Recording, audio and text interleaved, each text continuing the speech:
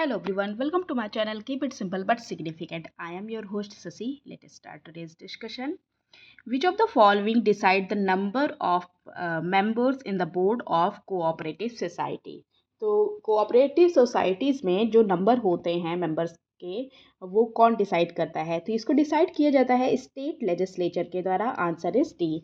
और जो cooperative societies आया था वो आया था 97th अमेंडमेंट एक्ट के द्वारा, जो कि हुआ था 2011 में। ओके। और मतलब कॉन्स्टिट्यूशनल स्टेटस मिला था कोऑपरेटिव सोसाइटीज़ को।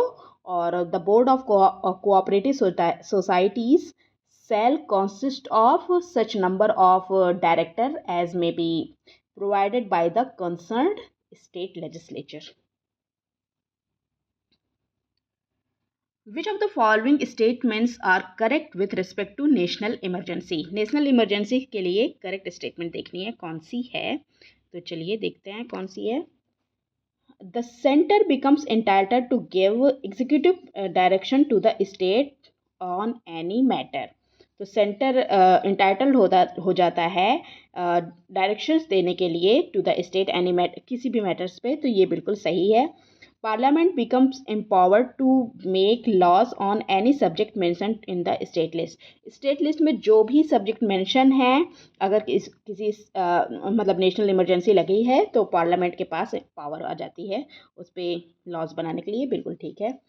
Prime Minister can modify the constitutional distribution of revenues between center and state. तो ये देखिए, ये पावर प्राइम मिनिस्टर के पास नहीं प्रेसिडेंट के पास होती है, तो ये स्टेटमेंट गलत हो गया।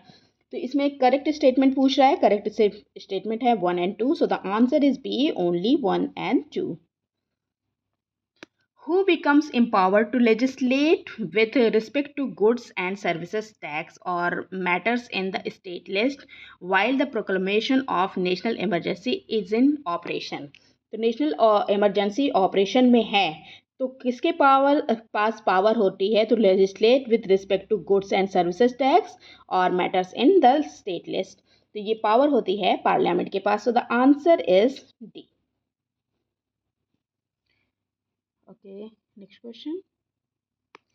Representation of any state in Rajya Sabha is according to which of the following? तो राज्यसभा में रिप्रेजेंटेशन जो स्टेट्स की होती है वो किसके अकॉर्डिंग होती है? तो ये अकॉर्डिंग है पॉपुलेशन ऑफ द स्टेट के। Answer is a. आर्टिकल 80 में ये बताया गया है। तो constitution lays down the maximum strength of Rajya Sabha is 250। Out of उसमें 12 मेंबर जो होंगे वो प्रेसिडेंट के द्वारा नॉमिनेट होंगे। दैट इज़ 238 लोग जो होंगे वो स्टेट से होंगे और दो जो यूनियन टेरिटरीज हैं वहाँ से होंगे। और जो एलोकेशन होती है सीट्स की, वो उसका बेसिस होता है population. Nuclear non Proliferation Treaty (NPT) has not yet been signed by which of the following? तो NPT को अब तक किसने साइन नहीं किया है? तो हमने साइन नहीं किया है, इंडिया ने। Answer is D. Okay. The Right to Free and Compulsory Education Act 2009 that was enacted in 2010 provides a justiciable legal framework for providing free and compulsory education to children in the age group of। तो जो RTE act आया था 2009 में, उसको enact किया गया 2010 में, और इसमें लीगल फ्रेमवर्क है कंपलसरी एजुकेशन देने का, फ्री एंड कंपलसरी एजुकेशन देने का। कितने से कितने बच्चों के लिए? तो ये एज है 6 से 14 साल के बच्चों के लिए। All minorities educational institution are entitled to exercise rights enshrined in which among the following article of the Constitution of India? तो माइनॉरिटी के एजुकेशनल इंस्टीट्यूशन का जो पावर्स होती हैं वो सब किस आर्टिकल में बताई गई हैं? तो ये आर्टिकल है article 30। Answer is D. Which among the following terms does not get a place in Constitution of India? तो Constitution of India में प्लेस नहीं है किसका? तो ये है budget. Answer is C. Okay. Budget की बात मतलब बजट कहीं भी कॉन्स्टिट्यूशन में नहीं लिखा है।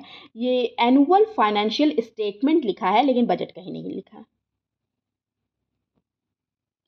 Which article empowers the President of India to appoint a special officer for linguistic minorities. Linguistic minorities के लिए स्पेशल ऑफिसर अपॉइंट करने के लिए किस आर्टिकल में बात होती है? तो ये आर्टिकल है article 350B। Who among the following is the final interpreter and guardian of Indian Constitution? Final interpreter और guardian है Indian Constitution का, ये कौन है? ये है Supreme Court. Answer is C. That's all for today. If you like my video, please do like, comment, share and subscribe. Thank you.